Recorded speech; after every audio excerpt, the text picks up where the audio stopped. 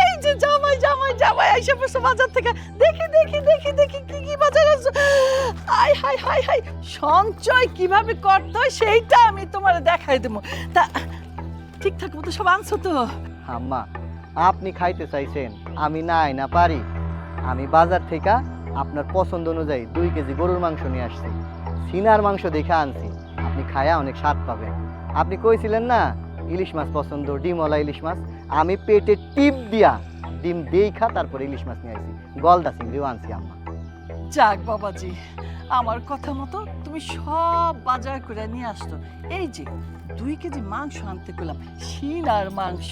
এটা কি করুম আমরা? আজকে খামো, কালকে খামো, পরশু খামো, এরপরে জ্বালায় খামো, তারপরে কালা ভুনা খামো, তারপরেও যেতে থাকে না একটু ভর্তা বানায় খামো। চিংড়ি মাছ আনছো না, গলদা 2 কেজি, ওইটা একটা একটা করে খামো আমরা।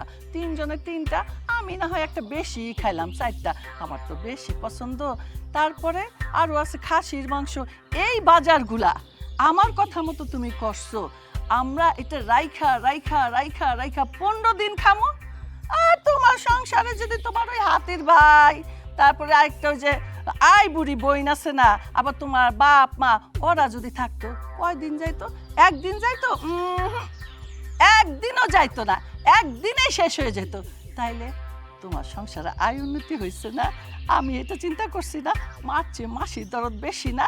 তাহলে তুমি আমার কথা চিন্তা করবে না, আমার মাইয়ার কথা চিন্তা করবে না, কার কথা চিন্তা করবা? আমি কি তোমাদের ভিন্ন করে ভালো করি নাই? বলো তো জামাই বাবাজি।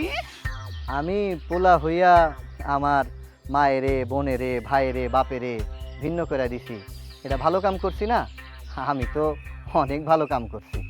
শোনো বাবা, তুমি বাজারে যাওয়ার পরে আমরা মশলাপাতি সব রেডি করছি, এখন রান্না করো, তারপর তোমরা খাইবা। ও, মশলা টসলা বাইতে রাখছেন, তাইলে আর কি রান্না বান্না শুরু করেন।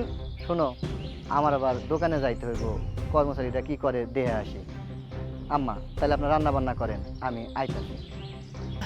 তাড়াতাড়ি যাও, আইসো কিন্তু মজা করে। মনে ধর ধর আরে, ধর, আমার কাছে দাও, এত ধর ভার। ধর ধর, আমার কাছে দাও, আমি উফ, আয় আয় তাড়াতাড়ি আয়।